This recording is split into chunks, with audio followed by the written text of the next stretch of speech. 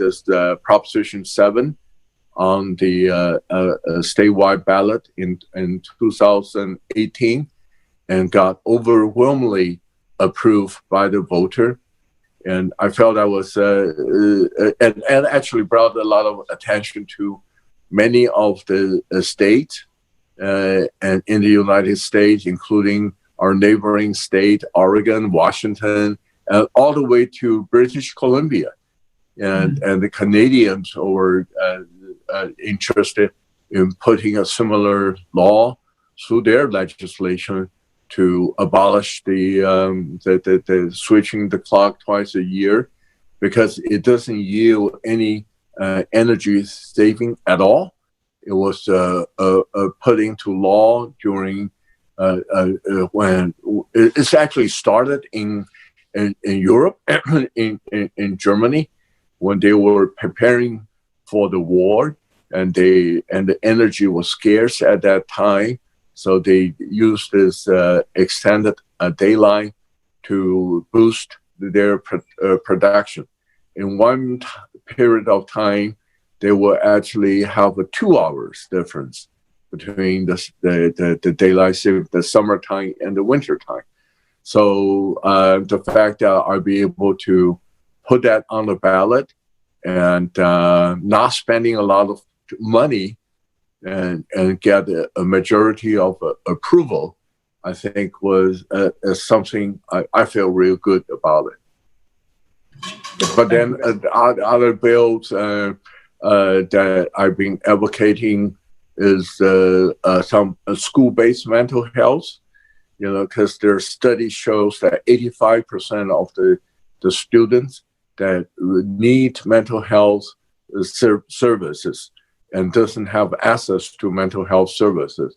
So I've been pushing for school-based mental health services to have a counselor, a mental health counselor in every school to help the student out at a younger age. And that effort, actually very proud to say that, earned a recognition by the Mental Health America just last year for the advocate, for my advocacy of mental health services and education, pushing for more funding for education and lowering the cost of higher education is also being my lifelong effort.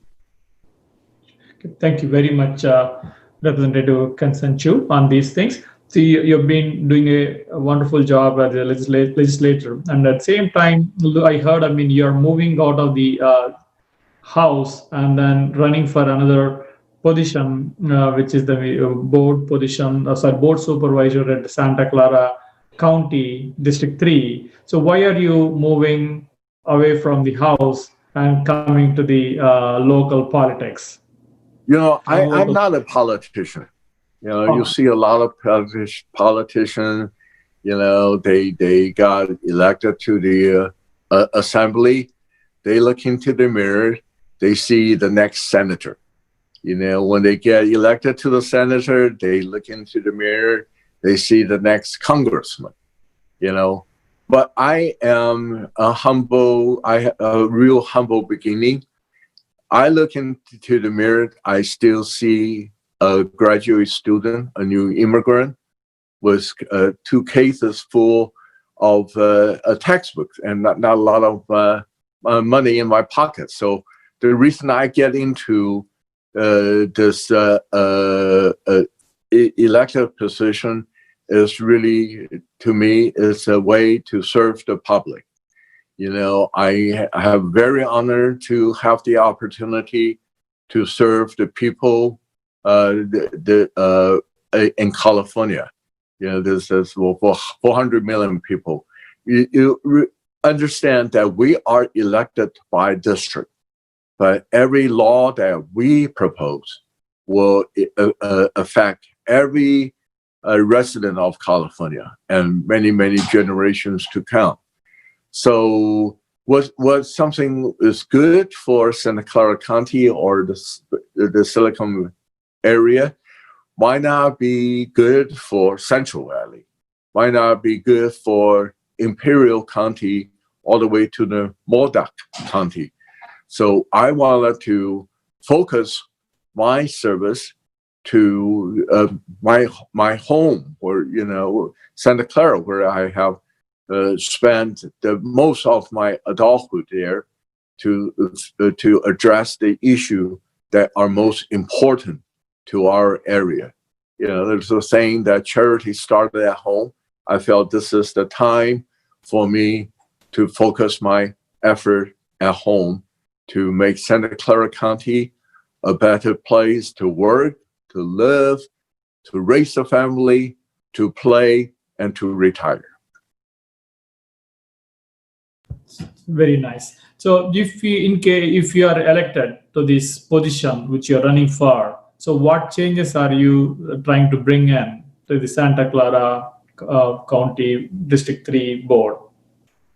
Definitely, there's a lot of issues, you know, we have talked about, you know, the digital divide, the have and the have not, and the housing issue, and the employment issue, and how to recover from the COVID-19.